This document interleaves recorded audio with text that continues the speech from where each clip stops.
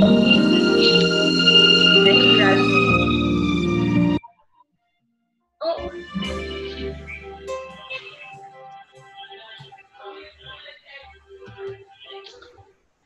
Good evening and welcome to the Poetry of Justice show with Jackie Ray Phillips on yikesradio.com and acceleratedradio.net. Now, you know, here on the Poetry of Justice show, this is where social consciousness meets the arts.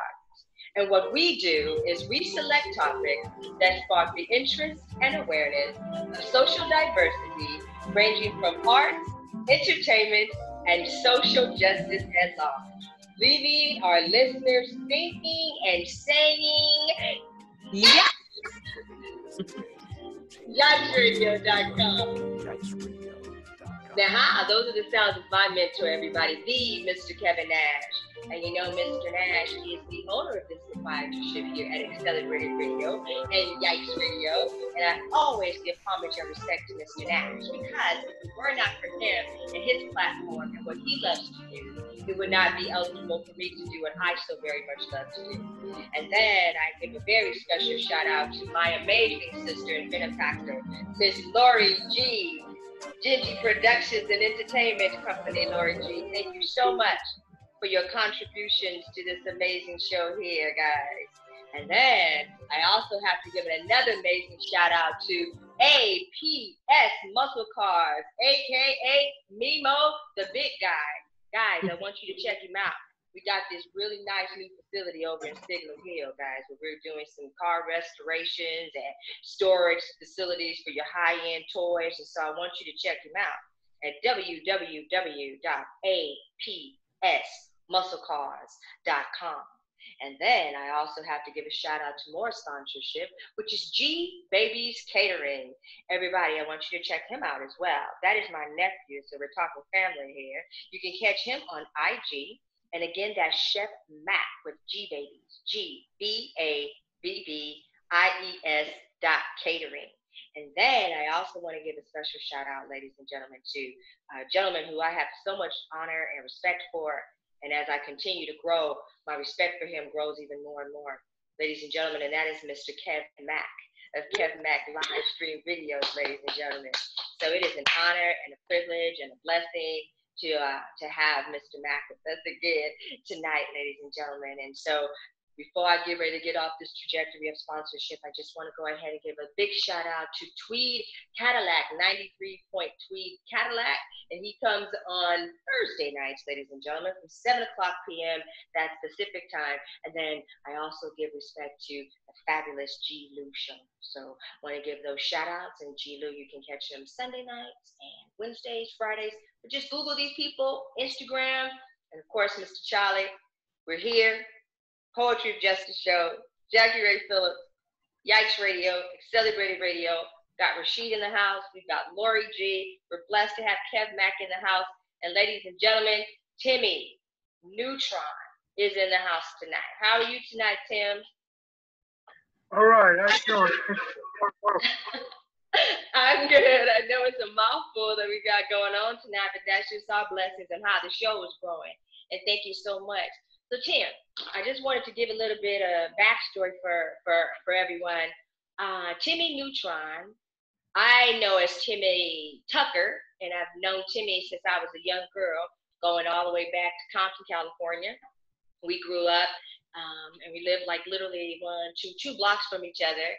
And his older sister, Bernadette Tucker, very dear friend, my best friend. We like 5th grade, 6th grade, 7th grade. And then they left us.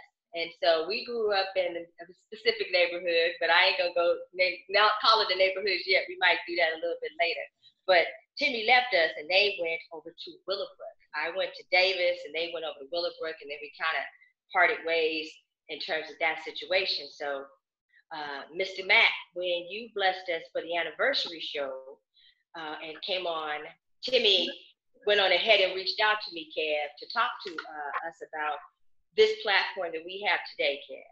And so I needed to bring you in because that would make me feel more comfortable. It'll also let it be much more fortified, if you will, when we're talking about the science of the Crips and the Bloods. And so it's, for me, it's no way that we could have, anybody can have a conversation in this day and time without Kev Mac being at that table. So I appreciate you being here very, very much. So Timmy, could you kind of introduce yourself and let Kev know, because the reason why I really want to bring this about, because when I watched your documentary today, one of the first things that comes out when we talk about the documentary is you, Kev Mac. We talk about you and your videos and your work and what your contributions to this world. So we can't do any of this without you. And I need you to know that, okay? Amen. All right, Timmy, I'm going to give you the little bit of the steering wheel and let's talk it up. Tim? Uh-oh. Laura, do you hear Timmy at all? No, I don't. Uh-oh. Timmy, have you connected your audio? Hi, guys. Hi, everybody. Got Facebook going on. It got it going on. We got some audio issues with Tim. Tim, you want me to get you back on the regular phone? You can talk? Oh, shit. This is no bueno. Yeah. I sure like how you blowing my head up. What'd you say, Ken? I said, well, I sure enjoy you blowing my head up. No, it's the total truth. It's the total truth. Hey, because at the Timmy, very why don't beginning, you go to the mute button and where it says select a speaker, that arrow that points up, you want to select we're just getting audio. same as system. We're getting it together, guys. Having a little bit of little audio. And microphone, same as system. Ladies and gentlemen, we're going to be talking tonight about the science. So what I got to do, let me just call the guy here. Get back on the phone. So I don't know what's going on. Yeah, I'm gonna. Tim. Did that help you, Timmy?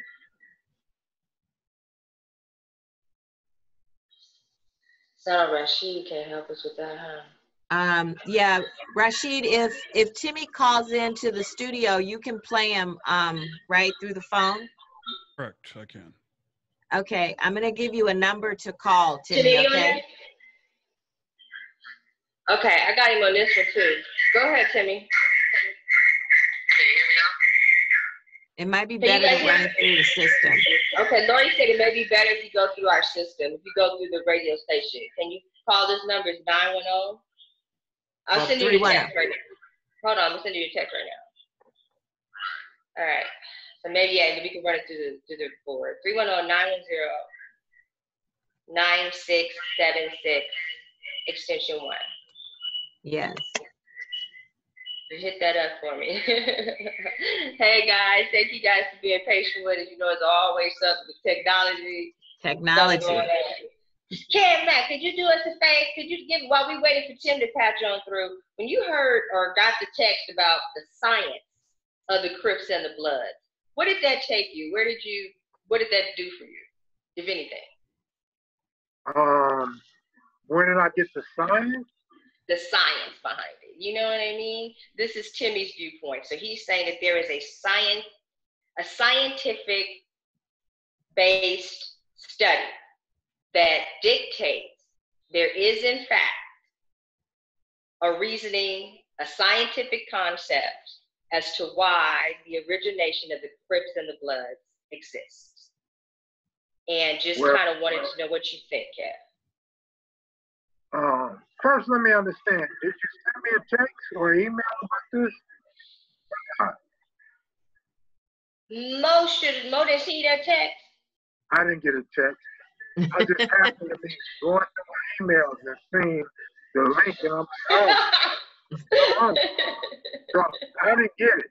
So I don't want to respond to that and not understand what it is that you got to say. Absolutely.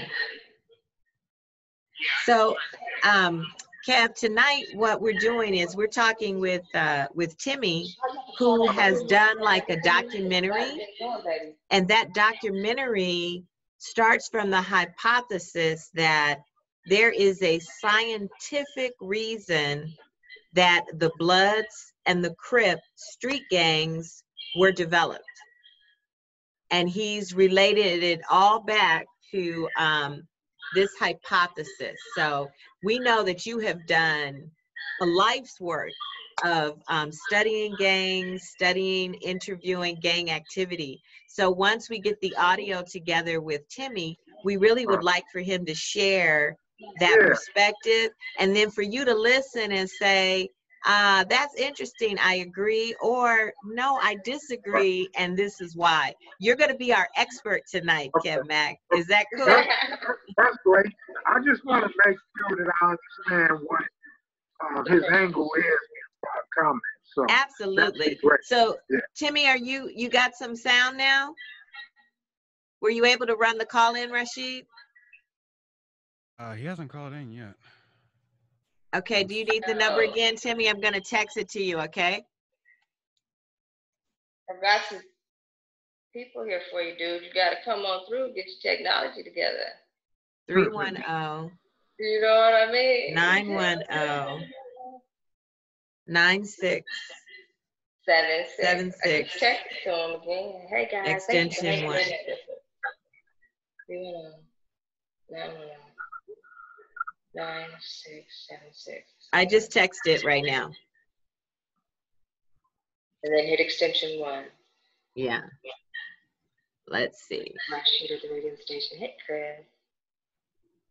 Hey, everybody. I think he's calling now. So, Kev Mac, when you hear that, the science of the creation of these street gangs, what do you think when you hear the word science, that it was all planned? Right. Well, his side, in my mind, it possibly being a science. That's or, and I it's in the street, so hear his spiel on it. Yeah. Okay, I think we're getting a call in. Rashid, are you getting a call? Hey, Derek. Maybe I have the number wrong. It's 310-910-9676, extension 1. Is that correct? Yes.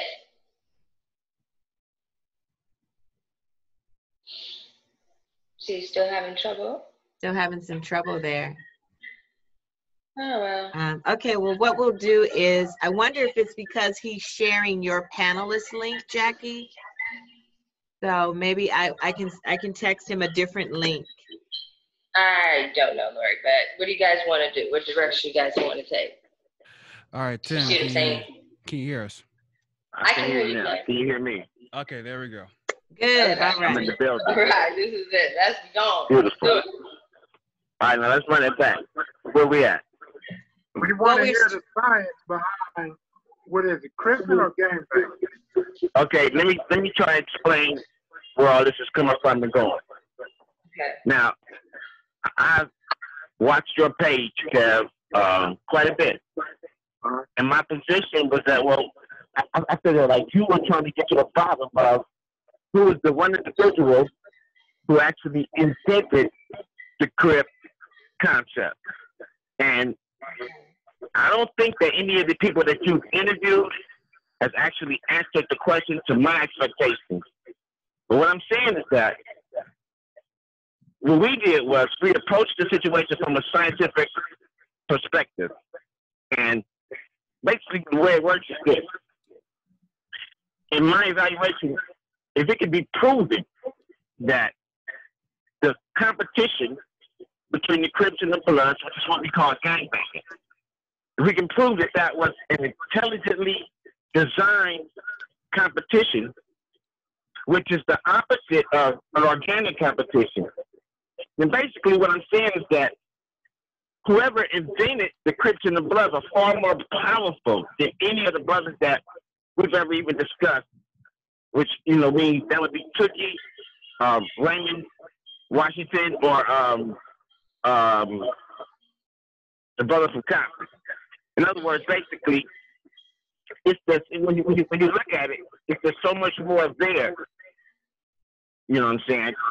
Mm-hmm.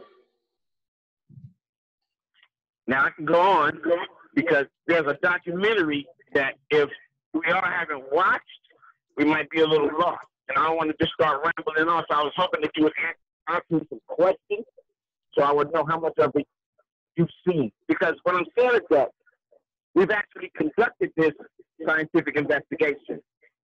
And there's these characteristics that apply to what we refer to as an intelligently designed competition, and they apply to what we have as far as gangbanging is concerned. Just that simple. It's not an organic competition. And you got to consider everything involved. You know what I mean? From the color codes, the fact that there is a code involved, the fact that there's uniforms involved, the fact that it happened in a specific location that was actually modified to accommodate the competition. I mean, all of this is stuff that I've looked into, you know what I mean? The sisters that sit on the panel with us, they've seen it, you know what I mean? So it's all there, you know what I mean? It's information and evidence. Well, I don't doubt none of that, but it seems like you're withholding information from me. I'm not getting a clear picture. I don't know if you're going the Panther route, some government conspiracy route, or I am withholding information. Let me let it out. This is what I'm saying. Period. The feds started the Crips and the Bloods. Okay. And it happened the Black Death. And it was laid down. You understand me? So, for example, what I'm saying is that the first that anybody ever heard of this whole concept was the Crips. Now, there's a science to why they were called the Crips. Because the word Crip is a word that's used to describe an environment that's designed to protect the child. The early history of what we hear is that the original Crips were here to protect children from racist people in the streets. And we know that never necessarily actually happened. But there's a connection between the leather jacket that the Crips wore and the leather jacket that the individuals who were in the Panthers wore, because people say that the Crips branched off from the Panthers. But what actually happened is the Panthers were just infiltrated with and once the Panthers had been dismantled, a lot of those agents were used to start the original Crip car, and this is where the concept of the leather jacket, how it played into the whole situation. Because the original Crips, they wore leather jackets. But we all know there was an issue that revolved around the leather jackets over in Hollywood, which actually spawned the Crips into the brains of everybody in the world. So it's a nexus, you know what I mean? It's a things that are connected. Well, now I understand more. I understand better. I would tend to disagree of its origin, but I'm really leaning toward believing it was infiltrated early on. And the reason why I disagree about the origin, because I done talked to Raymond Washington's brothers, I done talked to Craig Munson, guys that were around then, Big Jack, Bird from Slauson, Alfred, and many more dudes. And I can't go with that. But I can. Let me try and tell you where this is all coming from. Yeah. Crip is a concept, without a doubt. Yeah, I get that. A concept that starts in the mind of one individual. It doesn't start in the mind of 2 or 3 or 4 individuals. So I heard you earlier say you spoke with a variety of different people. The question becomes, ultimately, how did so many people introduce the same concept? So many different people introduce the same concept at one time. One man had to invent that word. And if what I'm saying is not true, that one man had to be a black man. And you say that you believe it was Raymond Washington based on the people that you've interviewed? Yeah, based on all my research, yeah. Okay. Where are you going with that, Timmy? You know what I'm saying? Well, okay, well, here's the thing. I watched the interview with King Babalu. Right. He said that he was actually in the room with Raymond when this happened. And he said that it was an individual, I forgot his name, to walk with a limp. Victor and Adams? He said, yeah, Victor Adams, did you say? I forget his name. And he said, and based on what King Babalu said, the whole concept would have been based on that right there. I didn't buy that. I heard a couple more people that I ain't been at the Crips, and I didn't even take them serious. I tried to take King Babalu serious, but it's a little more to it, because the word Crip was a popular word with J. Edgar Hoover. And he constantly talked about crippling communities and crippling organizations. And the word Crip is not a respectful word. And neither is the word Pyru if you go to the origin of it.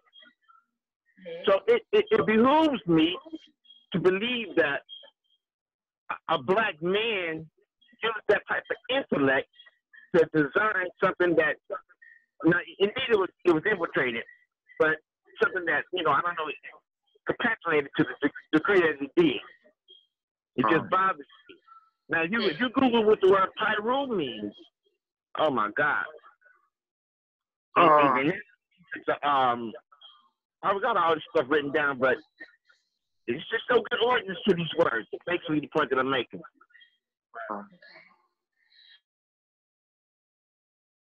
At the gate, what made you decide to go into this project? And if you can let us know a little bit about the documentary. What made you create that piece of work? Overwhelming abundance of information that I call evidence that sort of supports what I believe. That's what caused this, to be honest with you. Like I say. Are we able to pull any of that up, Lori? And maybe if Kev Mac and our viewers can see a little bit or hear a little bit, we can get a little more. Yeah, so Rashid, you know that YouTube I sent you? Yep. Do you think you could play maybe the first couple minutes of it? Sure. Awesome. So what we're going to do, everybody, we're going to take a listen to Well, the introduction is kind of slow, you know what I'm saying? The meat and potatoes is when it gets down in there. Behind it. Okay. Timmy Nutron. Nutron Television. Intelligent Design. Episode 1A. Can you share the screen? In the state of California, in the county of San Bernardino, amongst a group of young black people. And one of the qualifications necessary or required for them to be able to take the survey was that they knew absolutely nothing of streetgangs.com or Kev Mac videos. We polled 100 individuals. That wasn't an easy task. Matter of fact, shout out Brother Alex, StreetTV.com, StreetGangs.com, and Brother Kev over at Kev Mac videos. They know about you now. However, one of the other requirements is that they didn't have any gang tattoos and they didn't admit to being affiliated or directly associated with any particular gang. Now, most of them, all of them, knew people who were affiliated with gang activity or associated with gang activity. Maybe, friends, relatives, boyfriends, whatnot, girlfriends, whatnot. But for the most part, they would have been considered non-affiliates. Maybe even squares from the L7 community. No disrespect. Question number one was,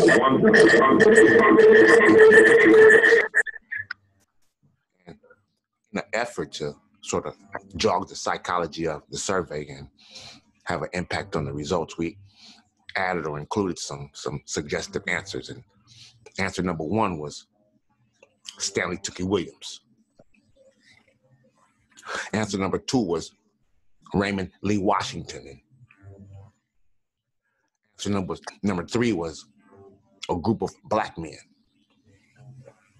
Answer number 4 was a group of white men. And answer number 5 was I simply don't know. The results sort of fell in as we expected.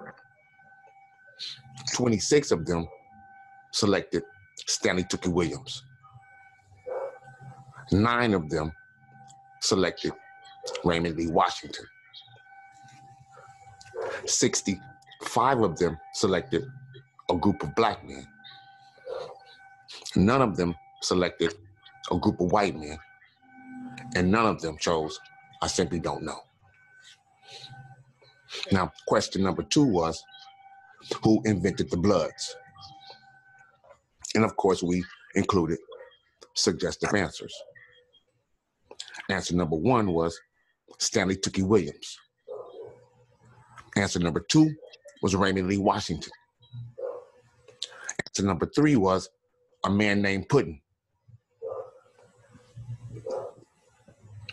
Answer number 4 was a group of black men. Answer number 5 was a group of white men. And answer number 6 was I simply don't know. No one marked Stanley Tookie Williams. No one marked Raymond Lee Washington. No one marked a man named Puddin. 72 people selected a group of black men. No one selected a group of white men. And 28 chose to mark I simply don't know. Question number 3 was, who invented gangbanging? And of course, our suggestive answers varied this time. Answer number 1 was Stanley Tookie Williams. Answer number 2 was Raymond Lee Washington. Answer number 3 was a man named Puddin. Answer number 4 would have been the Crips. Answer number 5 would have been the Bloods. Answer number 6 would have been a group of black men. Answer number 7 would have been a group of white men. And answer number 8, I simply don't know. No one marked Stanley Tookie Williams. No one selected Raymond Lee Washington. No one selected a man named Puddin. No one selected the Crips. No one selected the Bloods. 84 selected a group of black men. No one selected a group of white men. And 16 decided to mark the box, I simply don't know. Timmy Nutron. Nutron Television.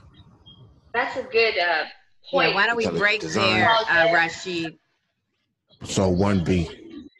Yeah. And you can stop sharing. So I have a question for you, Timmy. It seems that in this first segment and the information that you gathered from your survey that you did, right? That you came up with the hypothesis that the same person or the same individual invented both the Bloods and the Crips as well as gangbanging. And this was designed that way, centered around these two concepts, organic gangs versus concept gangs. Can you define each one of those for us? Well, yeah, I can try. Oh, Just got that feedback too? Yeah, I heard that feedback. Is that the studio or us? Are we good? Anyway. Uh-oh, where'd you go? I'm trying to remove the volume over here. Can you hear me now? Yeah, Yes, we can hear you. we can hear you. So you're going to tell us about organic gangs versus concept gangs? Yes, I'm going to try to make sure we make the feedback. Okay, great. Now, the way it works in my mind is we can look at, for example, the Cowboys and the Indians. And I would have to consider the Cowboys and the Indians a group of people involved in what we refer to as an organic competition. And then we could look at the Dallas Cowboys and the Washington Redskins, and they would be another separate set of Cowboys and Indians, but those would be concept Cowboys and concept Indians, and they would be involved in a competition that without a doubt could be classified as an intelligently designed competition. Now, after careful analysis, the Crips and Bloods fall in the same and under the same characteristics as the Dallas Cowboys and the Washington Redskins, as opposed to appearing like two organic groups of brothers who got involved in the organic competition. Now, let me ask this. When you look at the Crips and the Bloods and gangbangers, what we are looking at is agenda-motivated violence, without a doubt. It's color-coded in red and blue, and it's associated with an intelligently designed competition. This is the same thing it's the same DNA of the gladiators. The original gladiator competition was considered a funeral ritual for slaves. Those competitions were also color-coded in red and blue. They were intelligently designed competitions, and they were a matter of agenda-motivated violence. Now, the same thing happens when you look at the Cowboys and the Indians. The Cowboys and the Indians were supposed to be involved in what we refer to as organic turf war. Those were, without a doubt, gangsters who wore red, white, and blue, who did drive-by shootings on dark-complexioned people for the purpose of obtaining soil. Now, if you look at the Civil War, you notice that the Civil War was definitely color-coded in red and blue because they wore red in the South and they wore blue in the North. It was an intelligently designed competition. It reached agenda-motivated violence. And the irony here is that to this day, people still don't understand why the Civil War was fought. You see the same trend in the NBA. It's color-coded red and blue. It's agenda-motivated violence and intelligently designed competition. The Crips and Bloods fall in the same category. It's agenda-motivated violence. It's without a doubt an intelligently designed competition because it has all of the characteristics when you consider that it took place in a specified area that was modified. This doesn't happen by mistake. There was uniform, which meant people dressed alike. There was a concept. You could walk into a building and people would know you was a Crip or a Blood. They wouldn't think you was a gladiator or you was a Frosty or you was a Green Jacket or any of those other organic gangs. They knew off the bat what you was. That means there was a uniform. There was a code, which means that to say that there was a code involved means that both sides agreed on the rules. This had to be worked out somehow. It just gets even deeper when you consider that there was a referee, if you want to consider a gang task force as a referee task force, because that didn't even exist in the days of the organic gang. So what I'm saying is that all of the characteristics that would apply to an intelligently designed competition, without a doubt, they apply to what we have here when we look at the concept of gangbanging. Now, I don't want to start sounding all scientific, but there's a law to intelligence and design that's called irreducible complexity. And all I'm saying is that if this is a conspiracy, then everything that existed at the end of the conspiracy had to be placed there in the beginning for it to work right. In other words, we had to have the red, the blue, we had to have the guns to have a war, we had to have the drugs, it had to be promoted. But whoever conspired to do this had to have the desire to do it from the gate, which is why I say that I wouldn't want to blame this or accuse any black man of having the power or ability to accomplish something like that coming out of the 60s into the 70s, because that's not the place where black people was. There was no black man who we could say had that type of power. Whoever started this had to, without a doubt, bring the guns in. They brought the drugs in. That took a lot of power that those brothers didn't have. So irreducible complexity suggests that all of this stuff had to be figured out from the beginning, and it was, because it wasn't just a lucky part on the depopulation list. It wasn't just a lucky part on the people who want to get rid of us, and something like this would line itself up and happen. Not when all of the DNA is identical to what they've been doing all the way back to the gladiator days. Right. So I want to jump in right here with you, Timmy, Yeah, and go for it. I'm really interested in what Kev Mac thinks about this whole concept of organic competition, something that happens naturally, versus this concept and intellectual design. In all of your interviews, Kev Mac, when we look at gang culture and all that you know about gang culture, do you have any sense that this was somehow intellectually designed, or do you believe it developed organically? I believe it developed organically. I don't think Raymond Washington and nobody else knew that the Crips would be some their so-called rivals with some of the alliance that grew into something big and blood. Everything Timmy said I find interesting, and the science is great, but I think this is more coincidental. Because when the Crips started, they didn't choose blue from the gate. Wasn't red from the gate. That's something that developed later. The acronym for Crips, acronym for Fire Group, all that came later. They weren't started with an acronym. There weren't many and that was the truth back then. Now, one can think that was fine. Maybe it was.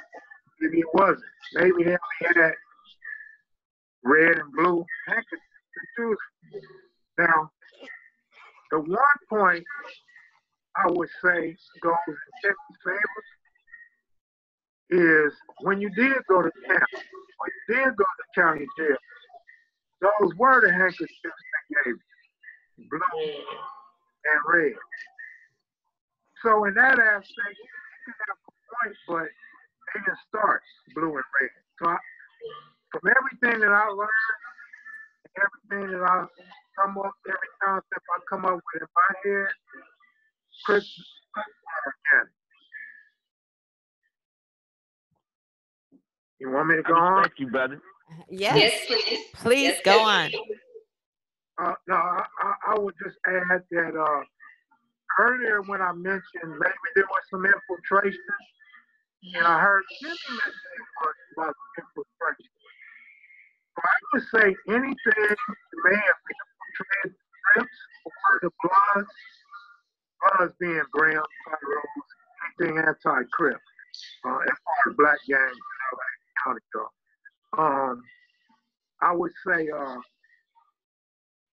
say it may have been infiltrated between 69 and 74, maybe even earlier than 74. And I would say that when the blood comes into play, the red comes into play, all these anti-Crip gangs forming an alliance, the violence going up from 69 to 72. You know, the killing started going up in that county over time.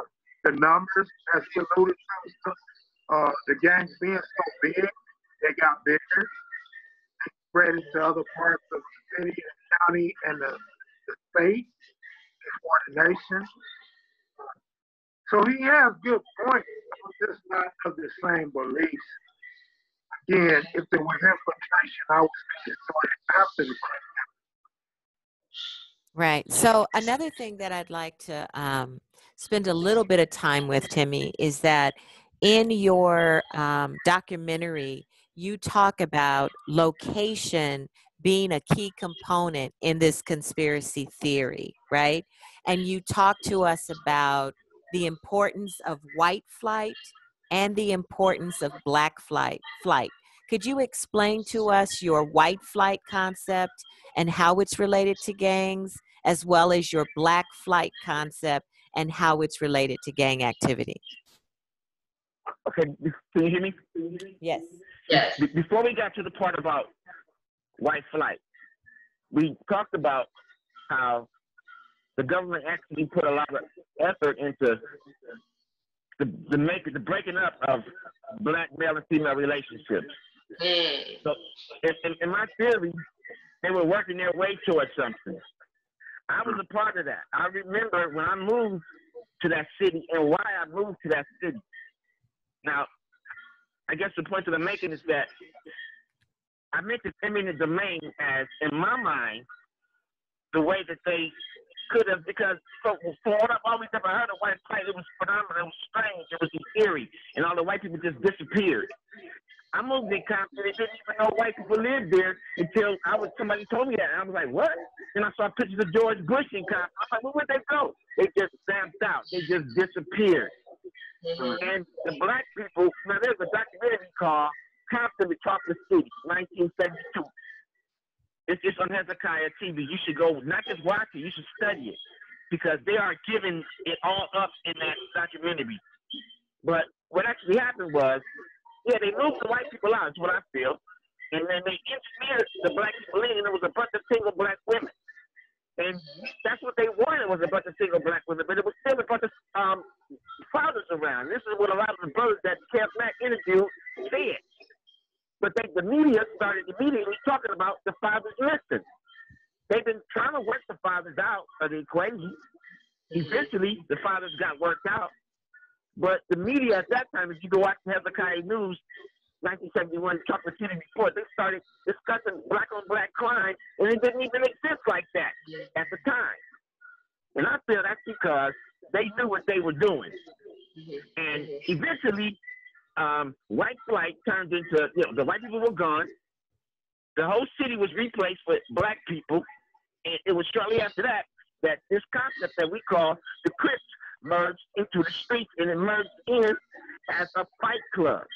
It wasn't introduced as a matter of assassins. And these were 13 and 14 and 15-year-old young black men. So Timmy, I have a question for you. Go for it. You talk about how important location is, right? And that it was strategically designed for this white flight to happen in Compton, Watts, and LA. Of all of, as big as the state of California is, right? Why were those locations strategic, in your opinion, for this significant white flight? Well, one of the things that I eventually noticed is that Compton was a bedroom city, which meant that there were no jobs associated to Compton. So if they were going to invite people here for a trap, that was the perfect location to trap them in. Because of racism, those people would have had to drive out to places like Torrance, and this is in the 60s, and Palos Verdes to find jobs, because there wasn't any jobs right there. So I believe that's why those type of locations were chosen. But what I do know is that it was an over-influx of black people moving into those areas at that time, and those people were being reeled over there because they were told there was employment and better opportunity. And a lot of those people came from the South, where there wasn't any opportunity. So Jimmy, could you repeat what type of city Compton was? If you could just say, when you say what type of city you said Compton is, we use the hub. What is terminology? Bedroom city. Bedroom city, Queen. Yes, ma'am. Okay, I'm sorry. Go ahead, sir. Kev Mac, I'm interested in knowing from you, in all your interviews and all your research, has there been any discussion of this concept of white flight being a direct correlation with the development of gang activity and Black flight supporting and enhancing that activity? Yes, all the time. First of all, you asked Timmy a great question, and Timmy, I don't. My research and my age don't go back to what Timmy was discussing about the father breaking up the family in '72. But I actually agree with him later on during the Reagan era that. So I'm not saying what he's saying is wrong or anything. I just don't go back that far. But I witnessed everything he said during the Reagan era, and that's a fact that they were trying to break up the Black family and really let the women go do their own thing and start talking about the missing fathers in the homes and stuff. As far as the Black on Black violence in '72, it wasn't much. It was a lot of bullying going on from my research, and it was really Black against white at that time. Did white step up and have a plan? I don't know, so I'm not disputing what Timmy's saying. But like I said earlier, the violence did start to increase. Why? I don't know. I would say that in my mind, and I don't want to speculate, but drawing an opinion from all my research, the Bloods or the anti-Crips just got tired of being bullied by the Crips. And so that's when the violence was starting and turning up, and that was the response to the Crip aggression, is why the Bloods grew, in my opinion, and why the violence grew, in my opinion. Anything strategic done by white people, I wouldn't put it past them. I mean, that's in their past. That's what we know them for. History proves that. So let me just end this right here with this is, I think Timmy is on point with his concept, but I don't think the development are so simply put as he makes it seem. Okay. Thank you for that, Kev. Okay, so thank you. Lori, do we have? I have. Huh? I'm sorry. Could you do the question from Mac Rosales? He has a good. You can see that in the chat. I can, yes. So Mac Rosales has a question that says, "What about the older Black hoods like Grape Street?" Right. What about him? What does he want to know? Mac, if you're listening, what do you want to know? I guess how do they play into maybe this theory? This ideology. This ideology of land and Black flight? Is that question, who's that question to? Right. I think it's to the entire panel, to both of you. Okay, if I may, there's a documentary online, and it's called Black Spy Tells All. And in that documentary, this brother is talking to another brother about how the feds was conducting themselves at that time, going out of the 60s into the 70s. And he talked about them spending a ridiculous amount of money that, I mean, we can't even fathom. So my thing is that I honestly feel that they hired a lot of people and placed them on the streets prior to the world actually knowing about, Raymond and whatnot. So I don't want to throw nobody's hood under the bus, but we know the informants is out there, so it ain't nothing to play with. They've been out there. Yeah, I agree with that. And again, I tried to make it clear, it probably was going on before the Reagan era. I'm just saying, I can vouch for your story on the Reagan era. I'm not saying it didn't happen early on. That's not what I was saying. But as far as Grape Street, to your listeners, Grape Street came later. Grape Street wouldn't have nothing to do with the beginning. Anything organic or contradictory to that. Grape Street was actually like part of, they had Mexican and Black.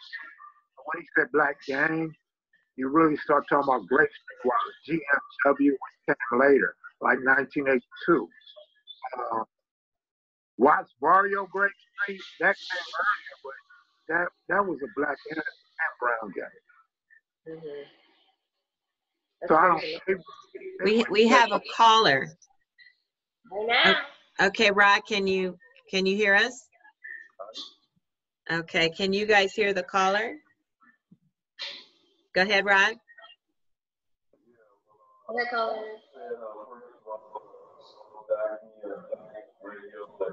All the people on the channel and stuff, and like I said, I was there in Compton in '72 when I came from Mississippi. I went to Roosevelt Junior High right there on Poinsettia and Alondra, and like I said, that's when I was told and asked in my metal shop to join the Crips. And back then, it wasn't just the Crips and the Bloods. It was the Godfathers, the Bounty Hunters, the Brims, the Pyru. You know, it was like damn near 30, 40 gang. And they asked me to join. I said, well, why would I join one gang and have 20 or 30 others against me? So that was my dilemma, man, with the school, the brothers, the blacks were beating the teachers up. Mugging was trying to mug me, robbing me. When I had to fight them, taking my lunch money. And sometimes I had to fight all the way to the office. Sometimes I had to run home. Sometimes I had to go fight all the way to the office. And I had to fight the biggest Crip or whoever it was, the loudest mouth. So that was the dilemma with me. And I just hit the bottom of Roosevelt because there was either Greg Morris came to the school one day for Mission Impossible with his Mercedes 450, and I remember him, and it was so rude and so classy and rowdy. And he said, you know what, y'all, he likes to say, fuck y'all, I'm out of here. You know, y'all just rude. And he just left. But that was my experience in Compton in '72 and everything, and with the Crips and the Bloods and the Godfathers, the Bounty Hunter, Fruit Town, whoever you name. And I went to Fleming's, checked myself at the Fleming's, in which, you know, I had an A average or whatever. But I really didn't read my poem. I don't know if y'all want me to do it today or some other time. But y'all want to ask me some questions about I was going through in that type like a blood type of situation back then, you know? Yes, thank you, Rod. Yeah. The audio is a little patchy, but I appreciate it. Thank you so much. Rod. Yeah. So I think Rod had his poem. Jackie, did you want to do that now? Yes, if we got him on, yeah, let's okay, yeah, Rod, go ahead with your poem. Okay, I'm going to read the poem. What on, everybody? We just went to do right recently.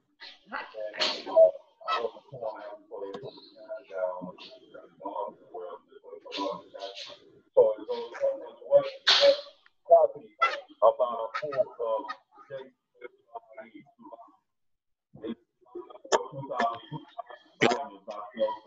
I'm a black man, I think Jehovah too. I'm about the poem of JeWlie. July. I declare black for already free. Mama said it wasn't for life to tell a white lie. Here's the truth for you. Great news, we are the Jews. This is 4th of July. This 4th of July. Put your foot down. Stop being the clown. White stole us from Africa and wouldn't give us a Bible. I'm free from the 4th of JeWlie. July. My home is Africa. America's not my home. It's the prison trap I reside where I am consumed. And the rocket's red glare should give proof to you. Should give proof to you. Tonight, that the American flag of freedom was never there. So I am so happy, black folks, that the Star-Spangled Banner was never theirs. So don't let the Star-Spangled Banner wave over the land of slaves. The truth, this 4th of JeWlie, July, Columbus discovered what? Tear down his statue, toss it in the ocean, and then it fell back to the next JeWlie, July. How can you discover something that was already here? America, written by Robert W. Hoy, that part.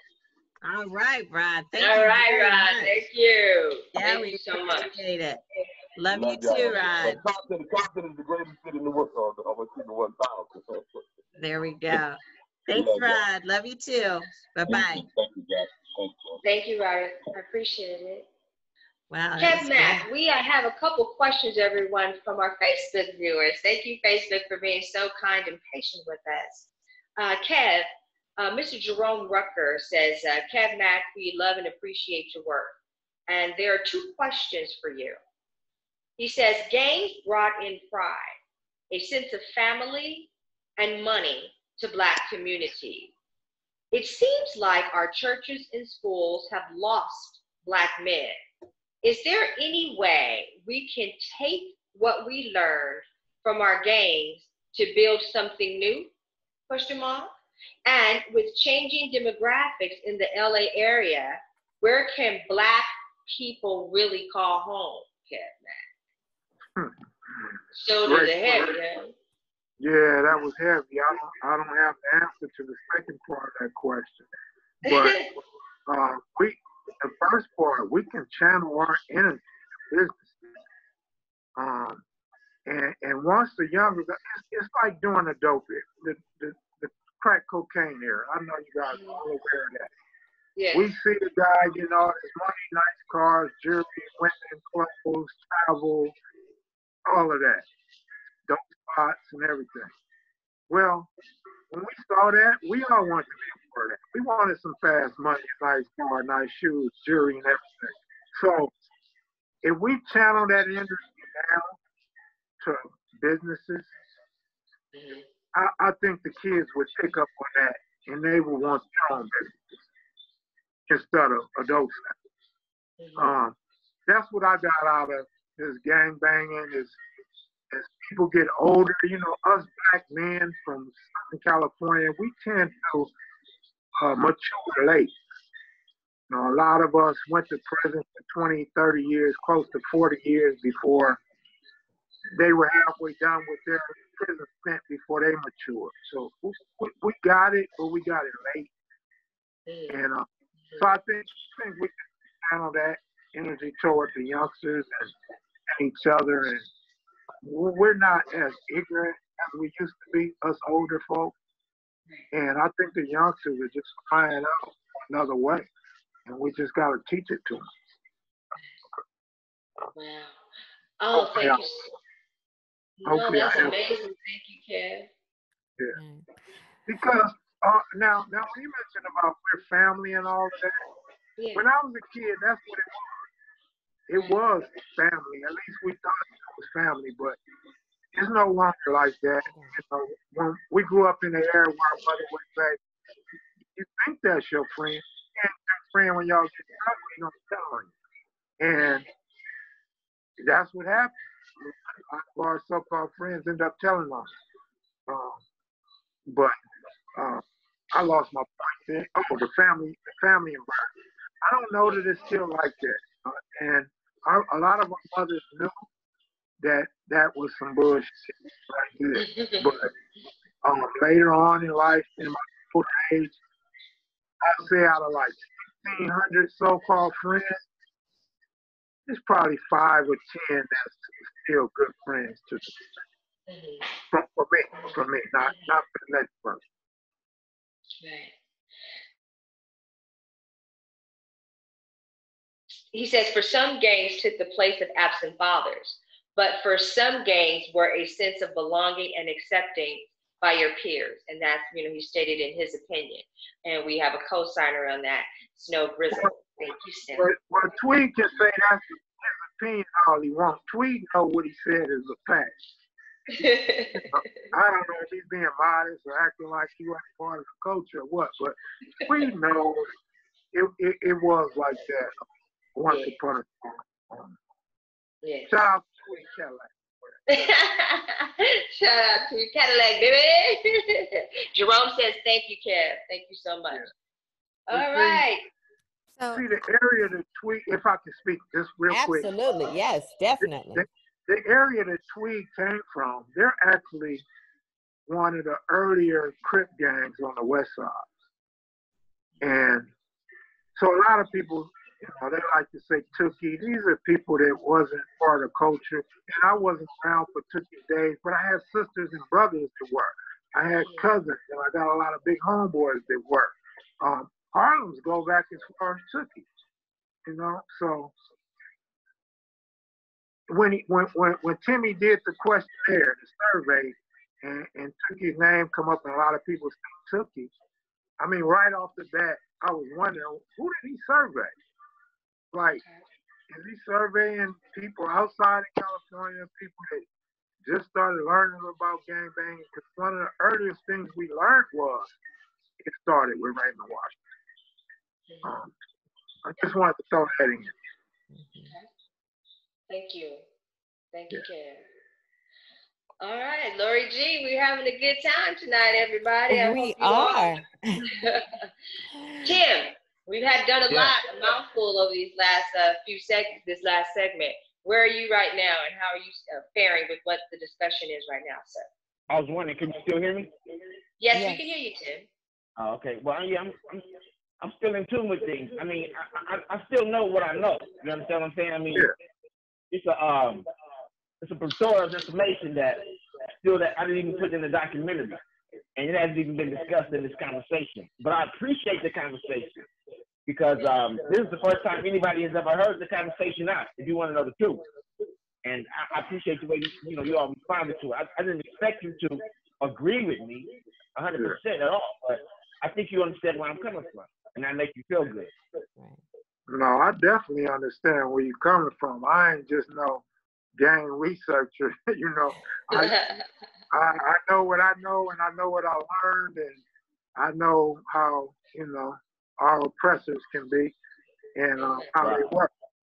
So a lot of the stuff scientifically, I agree, if that's the right word, but just the specifics and the timing, I pretty much disagree with.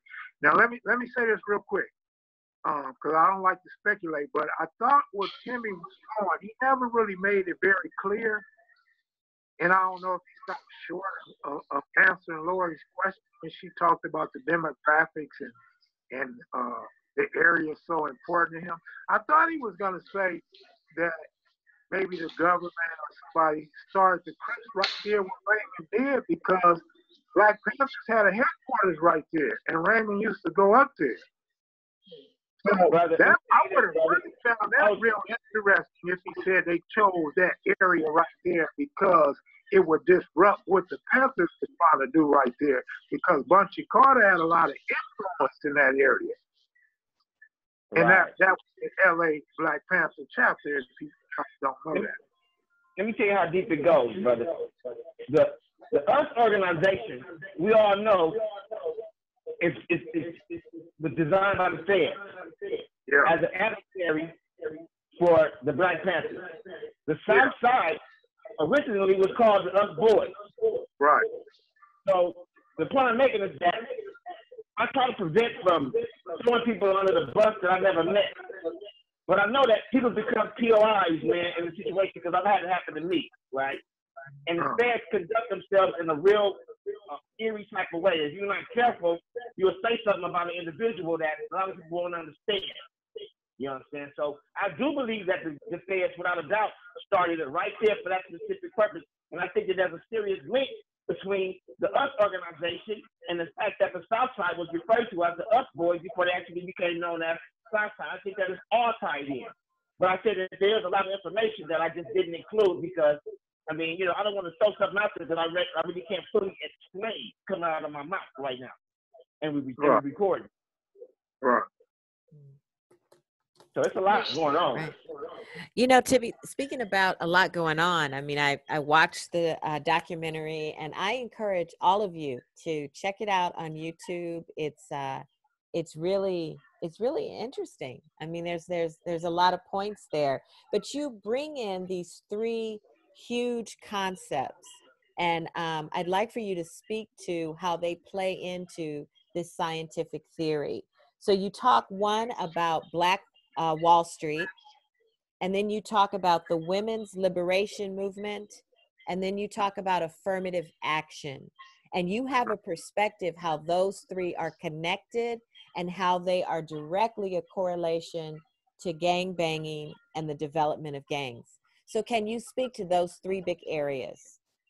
In the documentary, my exact words was, I said, well, it started at, then I corrected myself. I said, it started before Black Wall Street, because these people have been breaking us down for a while. So I think that we scared them at Black Wall Street. And we all know what happened here. So my point is that after Black Wall Street, 10 years after that, in 1930, the Nation of Islam was established. They were really afraid because independence is something that these people just cannot allow us to take and run with, and they're making that clear. They do not want us to be independent. So my thing is that, yeah, Black Wall Street was a matter of destruction on our part, and the women's movement was designed to, in my opinion, separate the black woman from the black man so that they could have better action at our family as far as, because, you know, if there was a dominant male structure in our community, a lot of what happened wasn't happening. We all know that. And so I think that affirmative action was a situation where they were hiring black women and they would give them a job and wouldn't give a black man a job. And I heard this enough in my days and time to not think that it was just a matter of black men being lazy. No, I believe that they were intentionally giving black women opportunities. And I see how that played into our relationship. And so, yeah, I do feel like all of that trickled into, it came from them and it trickled into allowing them to be able to lay this whole program down on us.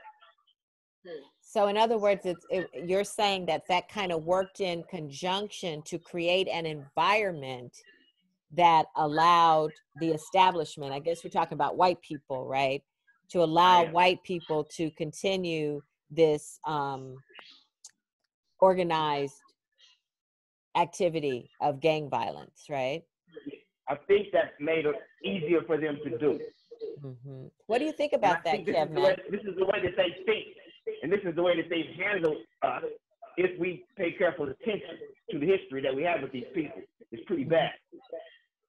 But I feel that when the Nation of Islam was established, they feared black men entering into that environment because it would have reintroduced them to their scientific mind, and then it would have put them in a military situation immediately.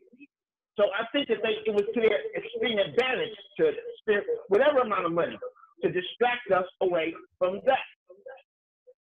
Because they were already working on the Panthers, and I don't, you know for days about that. They worked on the Panthers, just put it like that. Kev Mac, I'm interested in what you have to say or think about that.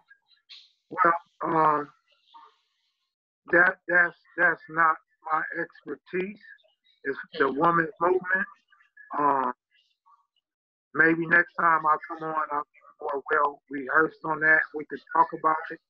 But I gotta give you this right here. I got a good friend. He's a revolutionary, very smart, very intelligent guy. I can introduce him to you guys one day. Same thing. He told me that it was the woman's movement that really caused a lot of problems with this gang stuff and us getting away from anything positive with women getting the money and getting the jobs and leaving us with nothing but time, get high and do devious things. So that ideology is out there. But again, I can't go deep into it because I haven't studied it yet. Right. And that's in the 1960s. Right. 1960s. I was thinking, Lord, when we were watching the Tim too, I watched the documentary, and when you spoke specifically about this part right here, the women's movement and jobs being afforded to the women and men are just so stuck, I thought of the film, and I know you're going to talk about, there's a Hollywood piece to all of this, but specifically I thought about the film Claudine. I don't know if you guys remember the film Claudine with James Earl Jones and Diane Carroll, talking specifically about, how the government is controlling the money with these women. And then when they find out that you got a dude or you got a boyfriend, now we're going to cut off your aid. We're going to completely cut you off from all of your resources. So it really did. Just watching that film and the Hollywood piece of it. And I know, Timmy, you're going to talk about that. What did that really do to our, to our community? It's like, okay, well, I can't help you if you got a dude, you got to hide your stuff. I think that's horrible. And I do feel that there's some truth in that. What do you think about that, Timmy? It put a lot of stress and pressure on black male and female relationships. It did. It was embarrassing because I heard stories whereas men would leave and allow that the agents would come through and do the meetings, and they would come back, but their manhood was being torn apart because now the government is actually taking care of your family, and after so long, this is going to become an issue. It might start off, looking one way, but eventually, it's going to become an issue. And I think that that's what happened, and it patternized. And if you listen to the music that was spinning at that time, it was a lot of make-up to break-up music going on. It really was. Most of the songs that they were spinning, it was Papa Was a Rolling Stone, Me and Mrs. Jones, Wake Up to Break Up, Keeper to Keeper, I'm Going Down, which is He Ain't Around. I mean, the list goes on, right? And music does, it drives society. Our society right now, we can obviously tell the young people are being driven by the effect of what is now a matter of the music. So it was no different then. Our people, which are our parents, were driven by the impact of the effect of the music. And of course, the society. They didn't have no money. Yeah, they was popping pills and they was getting high as they could.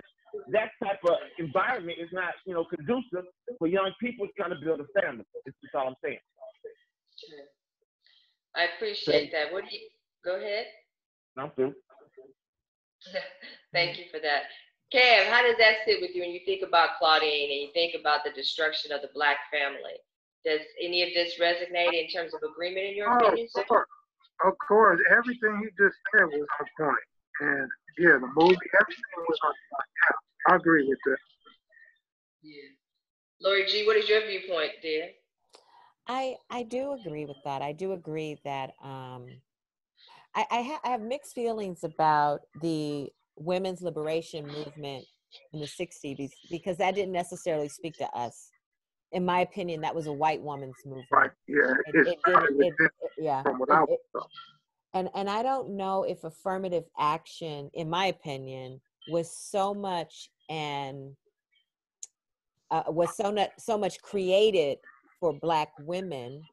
I do think that white society felt hiring Black women were less threatening than it was hiring a Black man.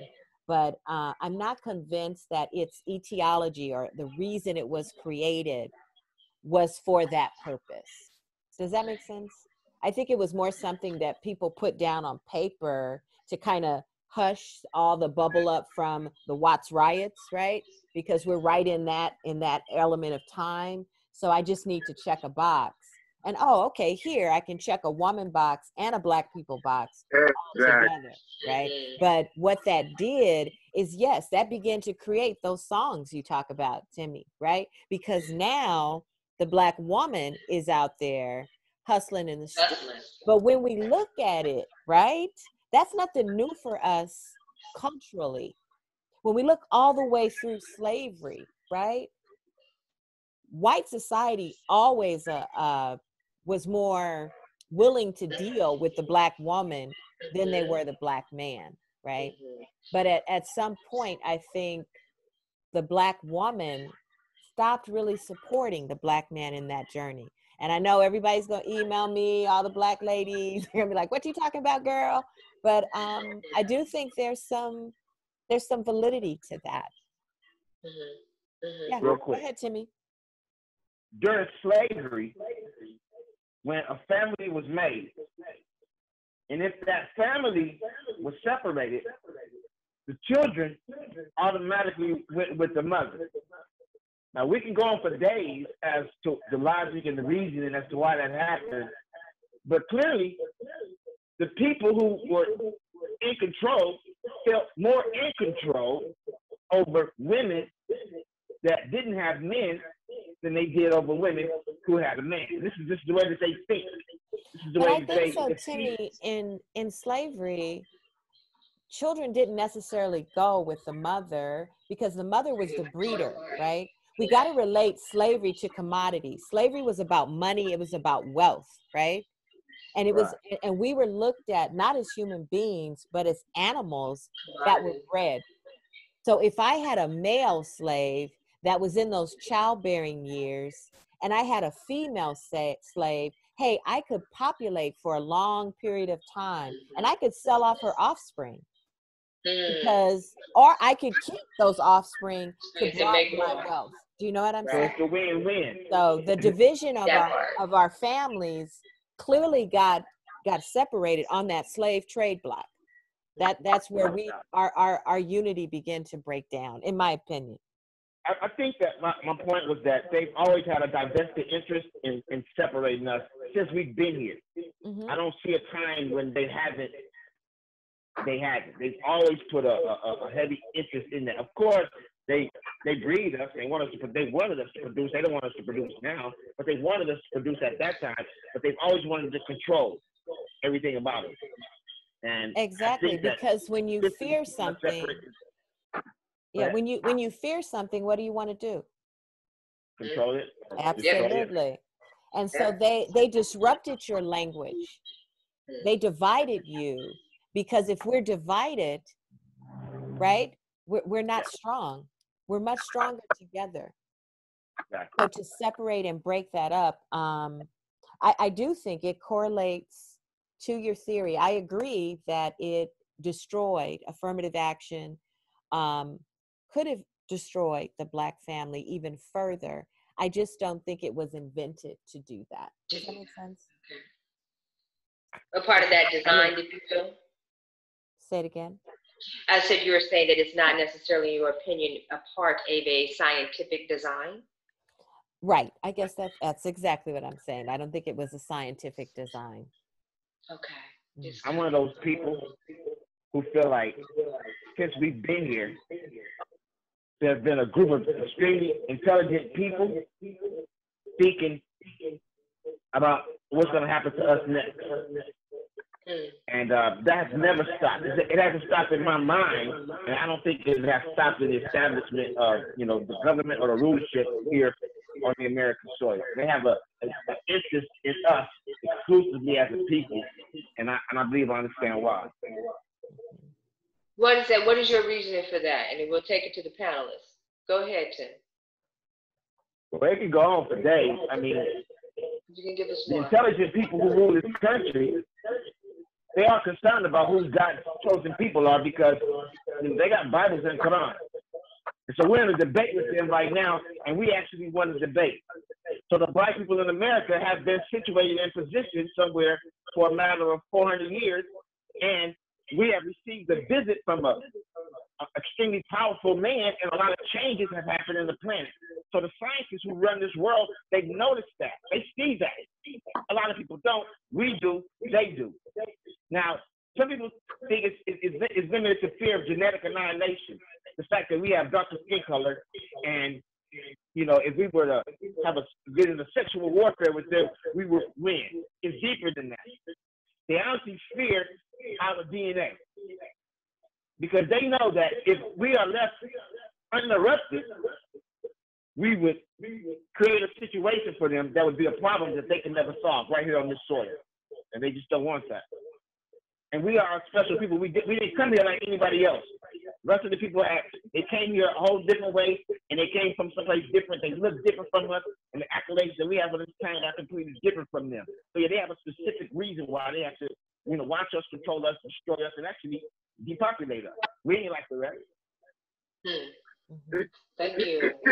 It's unfortunate how some of us got over here and the predicament we found ourselves in, slavery and all that, but I've never been, I don't believe that the people that rule the United States or scientists around the world that aren't Black are smarter than Black people.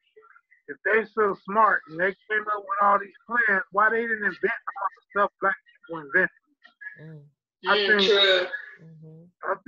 think during slavery they taught us to be dumb, and that's why they kept the slaves being able to read and all that. But Black people, there's a lot of intelligent Black people in this world, and I did an interview one time, and I'm sitting there, there's two people interviewing me, Chef Show, and they're bragging about their daughters being so smart and graduating from these colleges back east. I just sat here for 2 hours and I just enjoyed them talking to each other about their daughters' accolades. When I'm the one supposed to be being interviewed, then at the end, I get them with, my daughters all graduated too, and my baby girl just graduated from UCLA and USC with 2 master's degrees. So and she's coming from me. So, and my mother did the same thing, and my sister, and on my father's side, all my aunties and uncles. We smart people. All we have to do is apply ourselves. Yes, I agree. Right, and you know where, Kev Mac, I so agree. But I think what happens is that white America necessarily doesn't, not all of white America, but a segment of white America doesn't want you to believe that. They want you to separate yourself from that awareness, right? So that you can't rise beyond your current circumstances. So if you were born impoverished, they want you to believe that you can be nothing more than that, right? And I think that's what we have to do as a race of people. We have to push our children, our grandchildren, our neighbors, our friends, our brothers, our sisters, our aunts, our uncles, everyone, that we have to set the bar higher, right? And we have to bring someone along with us, right? Because we don't achieve, we don't accomplish until we all can move forward, right? And those that are ahead need to be sensitive to the fact that some started much further behind. And we've got to allow that space for them to gain traction and meet us there. And I think that is a thread that has not been successfully woven within our culture. I agree. Well, hopefully, well, not even hopefully, but look at us, everyone on this panel tonight, and blessing us in YouTube and Zoom and Facebook. We are building that new nation right now. The things that we're talking about, the things that we're bringing onto the show, Kev Mac, all of your work, all of the things that we do, you know, shucks, it's just so much, and it's so much information that we can give out to our people. And I'm thankful again and grateful for everyone who's joining us tonight, because we have to keep doing this and keep empowering one another, and particularly for our children and our children's children, to bring on a legacy of who we are right now. And we have to continue, particularly in these days and times and COVID and just so much uncertainty. I believe it's paramount that we continue to do this type of work. And again, I just want to thank everybody for being on the panel. Go ahead, Lori. Well, you know, I watched the video and I'm really intrigued about the documentary part. And I'd like to turn our attention just a little bit. I want to get to the meat and potatoes, which is the Robert Ballou situation and the leather jacket. But before we get there, I found it intriguing, Timmy, that you equated this concept of training and conditioning of street gangs with that of a football athletic team. You draw so many parallels there. Could you spend a little time telling us why a football athletic team, and what are those parallels that you see in the development of street gangs? Okay, that would be where the difference between what I'm describing as an intelligently designed competition and concept versus an organic situation. Now, as far as the training or the preparation is concerned, it's just a known fact that intelligently designed competitions are prepared for. There's a lot of preparation involved. And organic competitions don't necessarily involve training or preparation, they just happen sporadically. It's just clear to me that there was a lot of preparation involved in making way for the concept of the Crips and eventually the concept of the Bloods to be brought into our community. I'm looking at little things like rocking soccer. That choice. The robot. Yeah, the robot. It's an agenda-motivated, it's a toy that revolves around agenda-motivated violence, but it's red and blue, for crying out loud. And that's no different from the video games that, if you ever played Grand Theft Auto or GTA or some of these, they really go deep into the red and the blue, into the killing, and it takes a young individual's mind there, almost as if you really in the street shooting and killing. So this is a matter of preparation. This prepares an individual to go into the street and actually get involved in something as, heinous as gang violence. So yeah, there's a lot of parallels. There's a lot of comparisons, should I say, similarities between. Like I said, if you were to look at the analogy that I use, the Dallas Cowboys and the Washington Redskins versus the organic Cowboys and the organic Indians. Clearly, the Crips and Bloods will fall under the classification closest and next to the concept Cowboys, as far as them having a uniform, as far as the competition taking place in a specific area that was modified, in terms of there being rules, there being referees and a coach. These type of characteristics just don't surface in the organic competition. And this is why I say it's a scientific analysis. It might not sound scientific, but 2 + 2 is science. Like 4 + 4 = 8, that's science. So what I'm saying is that it sounds like a theory until I start introducing ideas that are factual. So far, all of the ideas that I've introduced to build this theory are based on facts. Okay. We have a couple comments from you from Facebook, Lori. Okay. Tweet Cadillac says that when we went to the movies in downtown Los Angeles in the 70s, it would be 13 deep. We went to watch the movie not to cause any havoc or mayhem, just some boys or on the number of 5 bus going to see Foxy Brown, Coffee, or Superfly. So if we were a gang, not in my opinion, just teenagers going on a field trip. Thank you, Mr. Tweet Cadillac. May I add this in reference to what you were, because you mentioned the Baloo case. Okay. What I want to say is, in my assessment, that was a promotion. I'm going to be frank with you.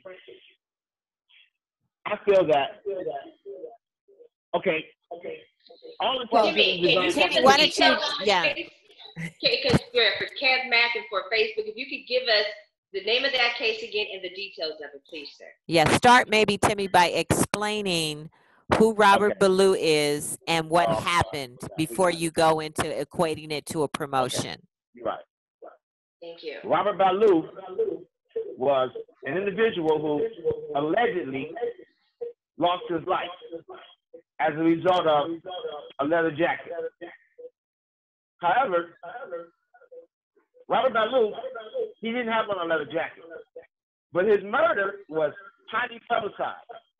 And as a result, the following day after it was publicized, a massive amount of people, when I say massive, I mean a massive amount of people desired to be involved in the Crip cause, just based on the publicity that resulted from this alleged murder.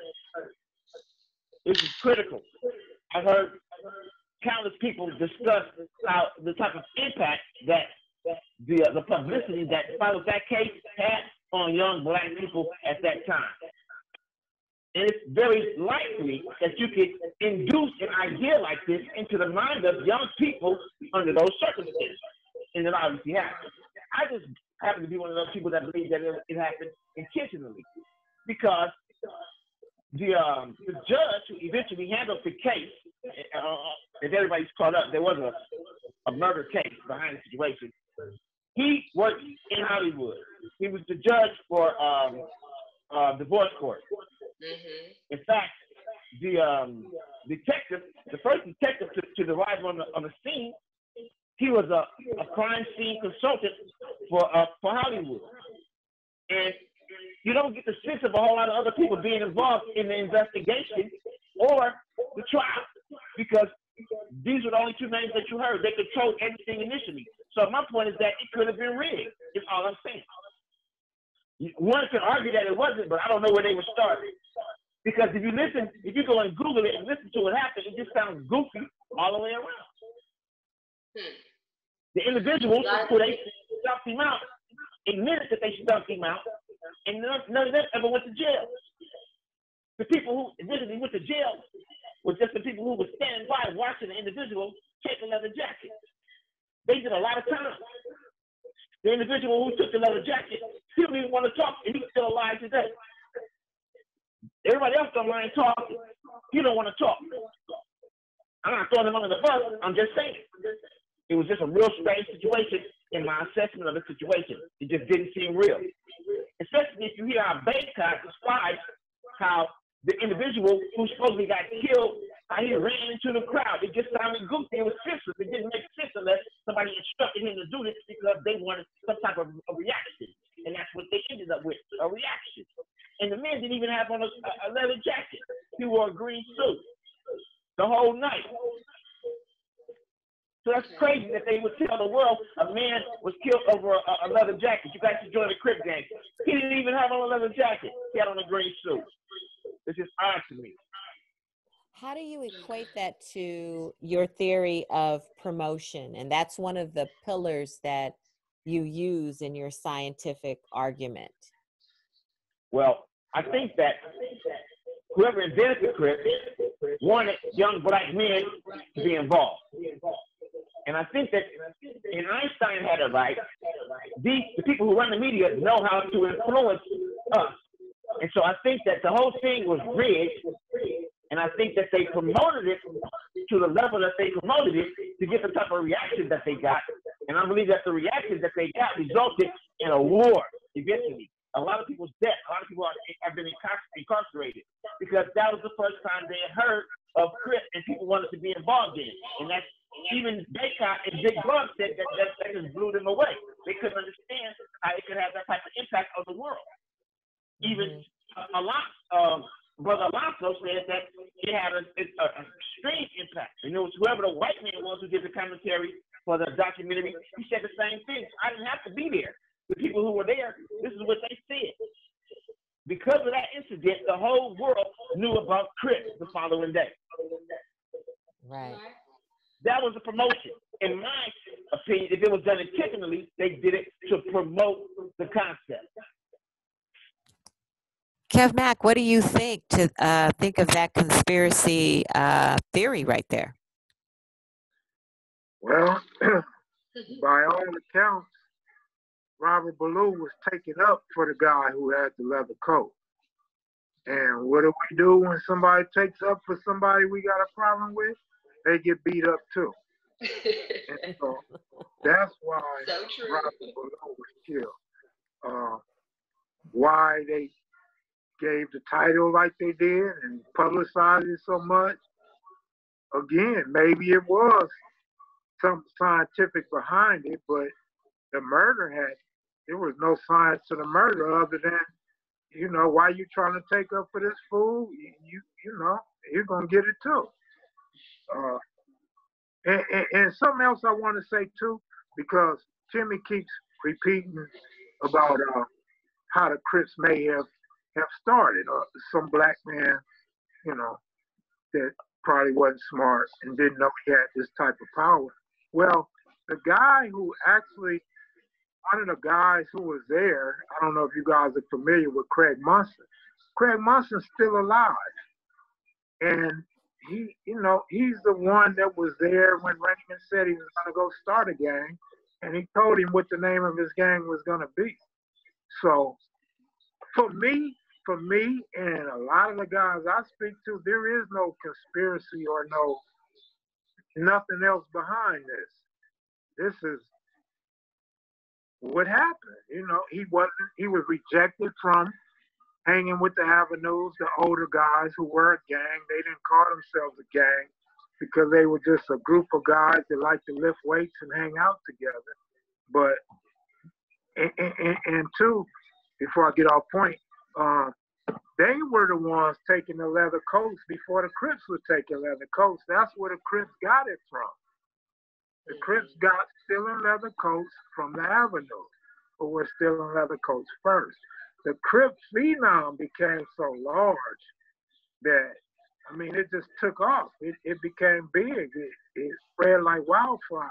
And I think that's what a lot of people aren't able to believe, that the Crips could just spread so far, so fast. But here you got 1972, like February of 72 or March, it's world news. So it spread it all over the nation.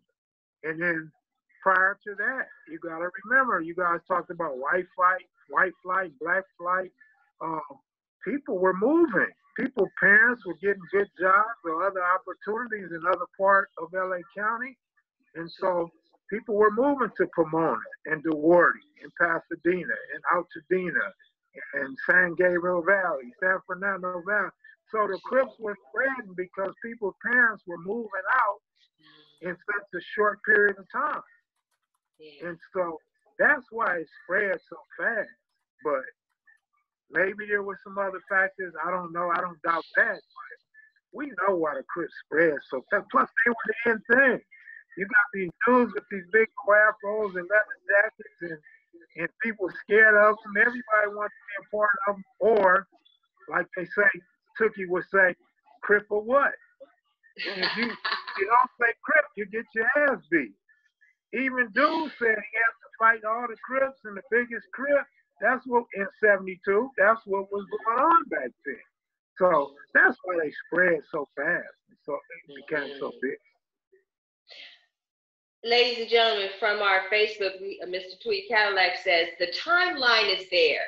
But Timmy, we have a question. He would like for you to speak on the incident in Westwood, California, that resulted in the death of an Asian girl. That's the focus, he says, in my opinion, of the crackdown on gangs. He says, please correct him if wrong. Are you familiar with that, panelist, particularly Timmy? Yeah. The situation? Yeah. I am not. Yeah, I am. Okay. That Please, was my homeboy. Kev. That was my homeboy that got convicted for that murder. Wow. And you know what? A lot of people think that's the beginning of the gang crackdown, and I'm surprised probably because we older, we just don't remember everything that went on back then, precisely with time. But if you guys remember the 1984 Olympics at the LA Coliseum, that's when the gang crackdown started. They wanted everybody in jail so they couldn't vote and so they couldn't be around to mess up the world attention on the Olympics. So that's when the gang crackdown started. In 88, when that murder happened in Westwood, Daryl Gates, which was the chief of police, which was like a Klan member, if he wasn't a Klan member, straight devil, Daryl Gates, he just turned it up, Operation Hammer. That's what they called it, Operation Hammer. And they were targeting the 60s and the Hoovers and I want to say the A-Tray. They were targeting the biggest, most active gangs at the time in the central part of South LA. And but they had already started before the Westwood murder.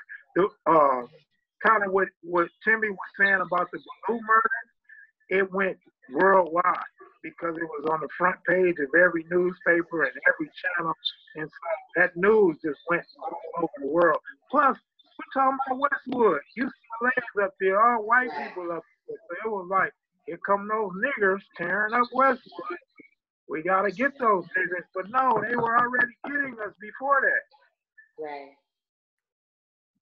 Timmy, I have a question that goes back to your theory.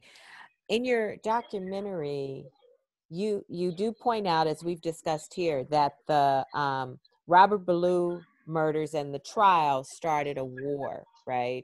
And that pushed the Crips out into the forefront. But you say that the Bloods were formulated in a jail cell and they didn't get the same traction. Why do you think the Crips gang was favored over the Blood gang?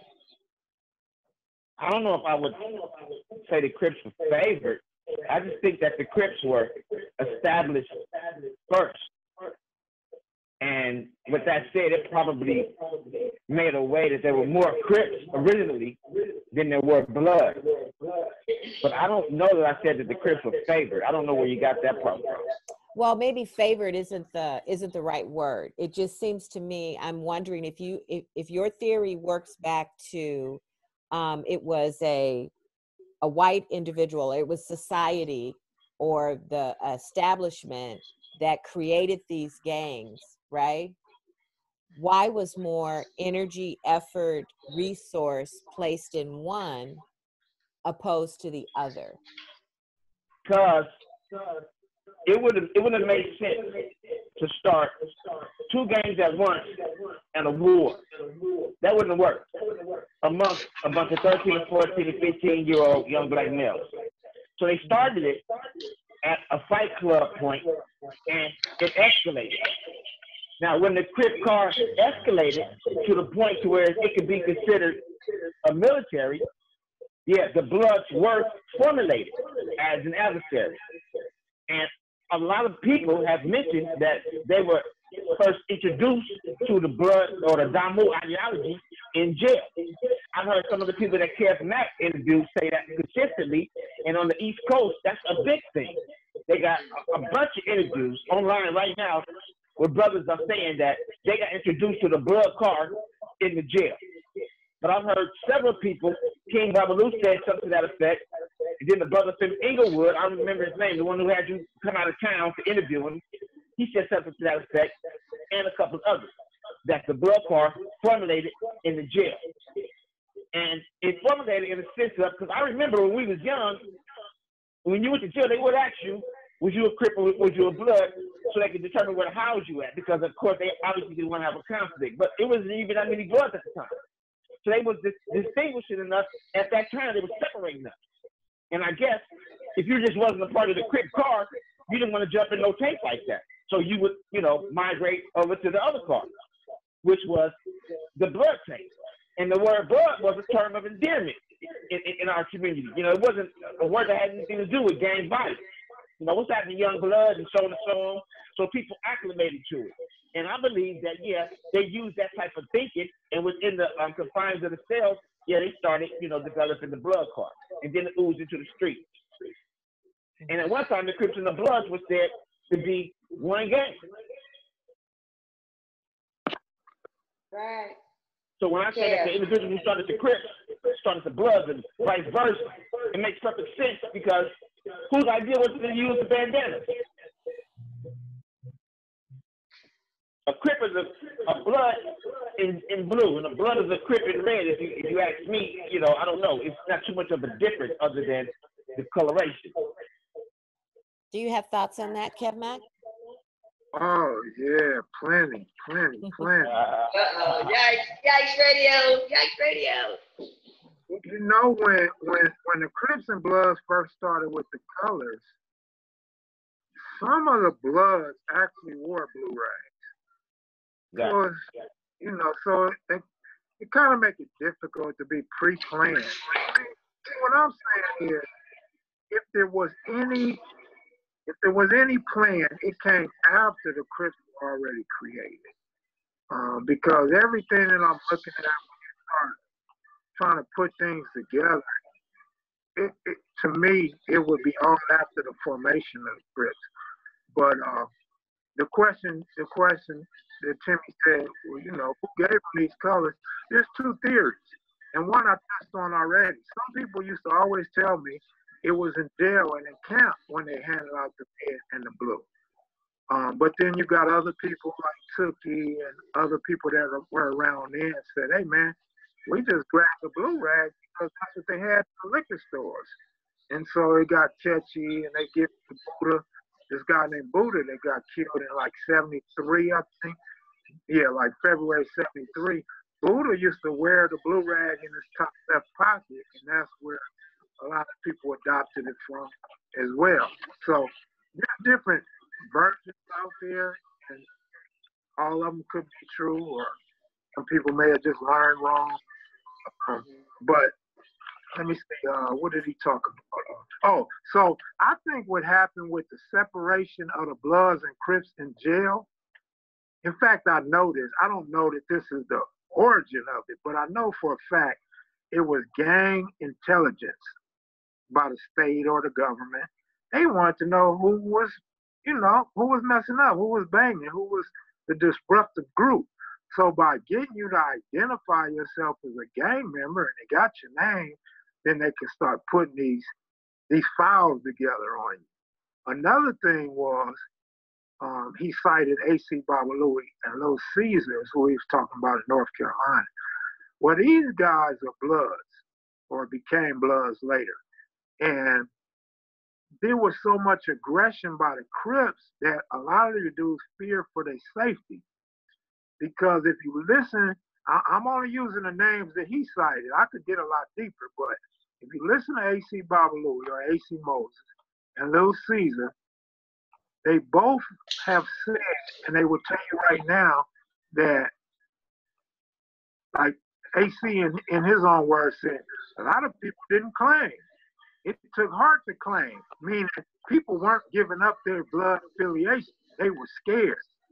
So Little Caesar says the same thing. It was tough for blood back then. Any blood to say it wasn't, he lied. So I say all that to say this. It was for their safety. Are you a blood? Yeah, I'm a blood. Well, we need to put you over here with more bloods so you guys won't get beat up and slaughtered like, oh boy, at the Hollywood Palladium. To try to get them numbers and keep them safe and avoid lawsuits of people's loved ones getting killed in there because negligence on the system.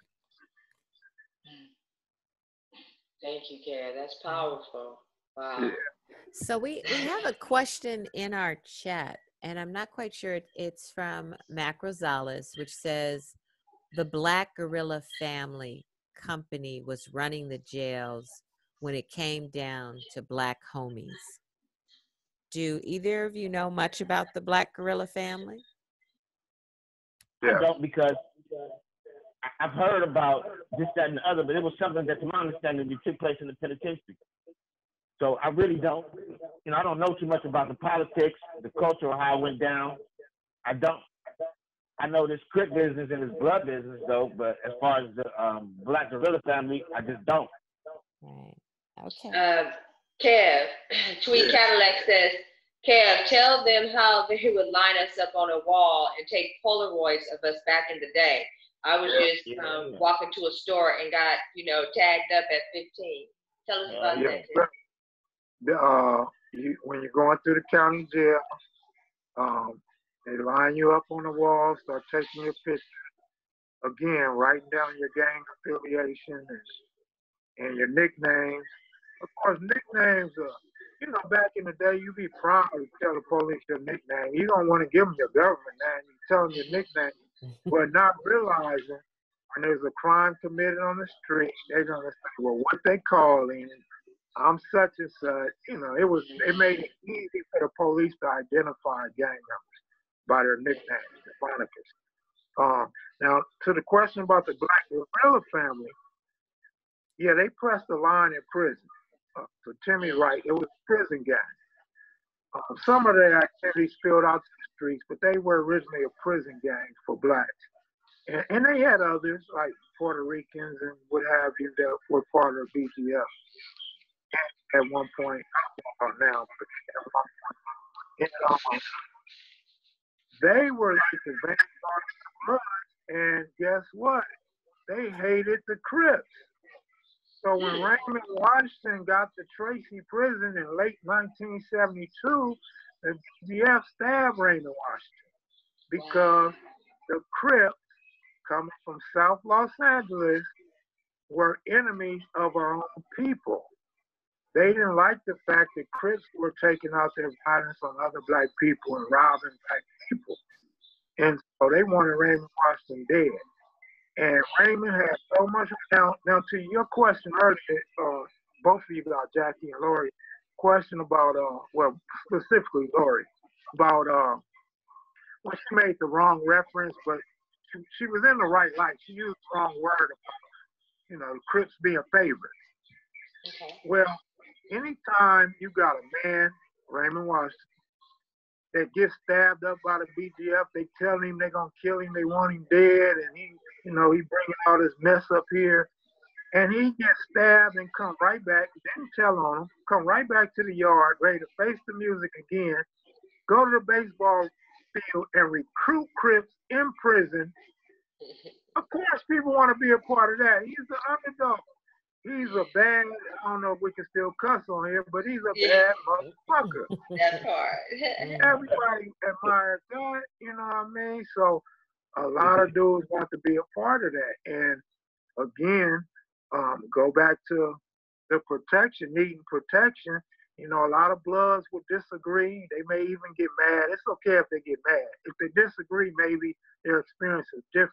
But a lot of Bloods, you know, sided with BGF. That was like their protection because it gave them more numbers, and the Crips didn't really want that fight with the BGF because they basically, like somebody in the comment section said, they was running the prison.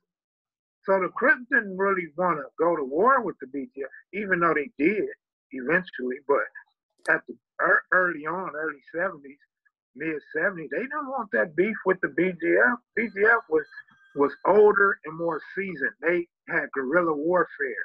They had all the tactics of going to war in prison. The Crips were street gang. They had no idea how to make bombs and swords and all that stuff, and knives out of metal and steel coming up in the prisons. So different times, different, you know. Wow. So, Lord, you know, did you even imagine? I did not. I'm sorry. Oh, I was going to say we've got about 10 minutes left. And the last point in your documentary, Timmy, you talk about the rules for gangbanging and the that they were intelligently designed with a specific goal. Could you maybe share with us what that intelligently designed goal is or was? Right.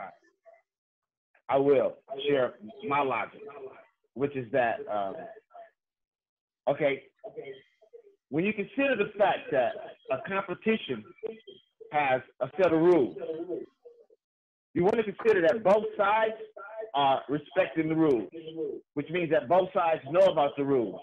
And at some point in time, they have to sit down and discuss the rules. But here's the point I'm making. If you study the sport of football, you see that the rules are designed to do a lot of things. And one of those things is to lead each team to a goal, to score points. The goal of gangbanging, in my theory, would be to depopulate our people. So if you look at the rules that that made up the code, it starts at what you would choose a color, either red or blue. And we all know that at one point in time, it was noted that you could die for the choice of that color. But let's just move on, because you got to get put on, which is a show of violence. It's psychological. Afterwards, in some sense of understanding, you got to put some work in, which means that you got to take a life. You can't snitch. So what I'm saying is that the code is the code, but each rule that was used to regulate the idea of gangbanging was designed to lead the participants to death or jail. It's that simple. And these rules, like I say, in any intelligently designed competition, are rules that both sides agree upon, or to obey, should I say. Mm-hmm. So the irony that there would be rules. What are your thoughts about that, Kev Mac? Oh, go ahead. Yeah, I mean, he's right. There's rules, and everybody has to know the rules, but I wouldn't categorize that on anything pre-planned or some, conspiracy from the outside. What I would contribute that to is, first of all, not everybody in the gang has to kill. You may you may be expected to kill, but no, gang members actually have different positions in a gang. You know, some are players, some are hustlers, some know how to sell dope well, some are burglars, robbers, some just got a car, so all the homies can jump in, you could drive them places. So no, that's always been a big myth that if you write CK, you're killing a Crip, or you write BK, you're killing a Blood, or you cross my name out, you're gonna kill that person. That's always been overblown in my lifetime. And as far as the rules go, in my lifetime when I was coming up, hell, we had meetings. That's what meetings was for. Tookie and Raymond Washington had meetings before I was 3, 4 years old at the time. So meetings always been a big thing in the Crips and Bloods, and that's where you pass the rules around, and then when you're on the porch drinking and smoking, you're talking about the rules. Go in the backyard and fight, you talk over the rules. So that's something that came from within, and if it came from outside of our culture, and I don't like to speculate, but I'm going to speculate here, I would have to say that came from the mafia. All these gangster movies in New York and Chicago, you know, all these Irish gangbangers and Italian gangbangers. I would say we adopted the rules from them. Mm-hmm. Wow. Y'all still there? Thank you. Yeah, Yes, we're here. sir. Thank you. Thank you, Mr. That- Kev Mac. Yes. I mean, we want to thank both of you. Yes. Timmy, thank you so much for being courageous enough to share your perspective and defend your scientific perspective.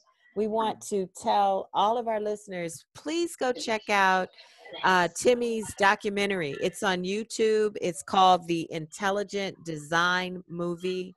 It's definitely well worth that hour that is spent. And Kev Mac, it's just incredible, as always, to have you with us. Thank you for your knowledge. I got to give it up to you guys, because you and Jackie, I didn't know what this was going to be about. I didn't know somebody else was going to be on with me. And you guys allowed us to have dialogue, which is important for us Black people and in this culture, and just being Black period in this nation. Dialogue is important, and I like the way you guys let us both. You let him tell his story. You asked me questions. You guys did it in such a unique way to where it wasn't a debate. Well, he's not mad at me. I'm not mad at him. I'm not shooting at him. He ain't shooting on me. I thought that was.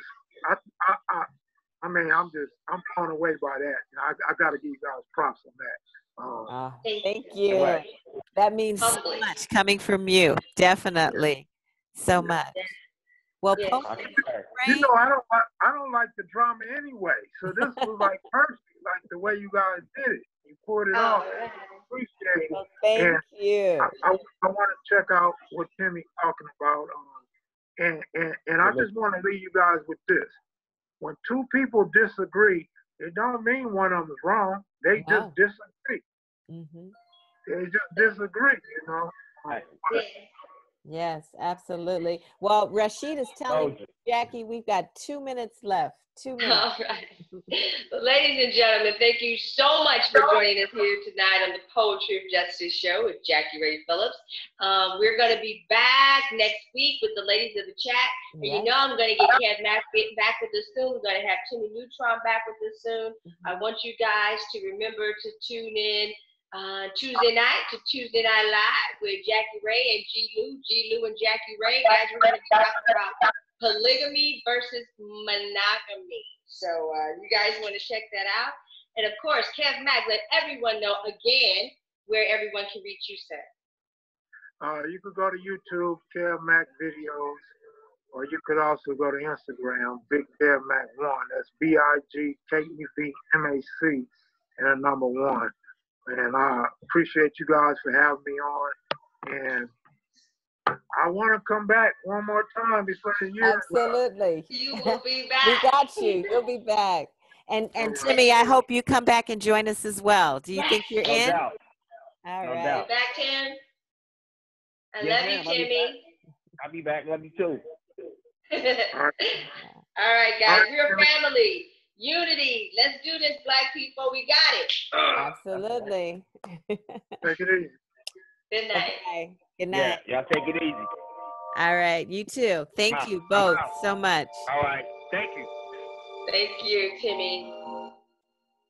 Poetry of Justice Show with JackieRay, YikesRadio.com, and XRadio.net, and YouTube, and IG, and we're blessed. I just want to thank everybody for tuning in tonight. Thank you so much to Queen Jean, ladies and gentlemen, of the fabulous G. Luke Show. You know you can catch Queen Jean next week, everybody. Tomorrow night on Sunday night. I'm looking here at Lori. I want to give a special shout out to Tweed Cadillac, baby. We got Terrell Hammond in the house. What's up, Big T? We've also got Snow Brown, a.k.a. Snow Brizzle. Also a shout out to the fabulous G. Luke Show, Janie. Oh my God, thank you so much, Bernard and Alexander, for tuning in. Mr. Tweed Cadillac, baby. And Jarvis Hilaire, thank you so much, everybody so much for tuning in to us here on the Poetry of Justice Show with JackieRay Phillips on YikesRadio.com, AccelerateRadio.net. Make sure you subscribe if you haven't already done so. Not only subscribe, but hit the alert button for notifications on YouTube. We are the POJ Show with JackieRay. So you guys want to definitely subscribe to that and keep watching. Again, Sunday night, ladies and gentlemen, the G. Lou Show channel. You got JackieRay, G. Lou, same place, same time, talking about polygamy or monogamy. See you guys then. Good night. That was for the people, Lord. Now we're back at Ishi.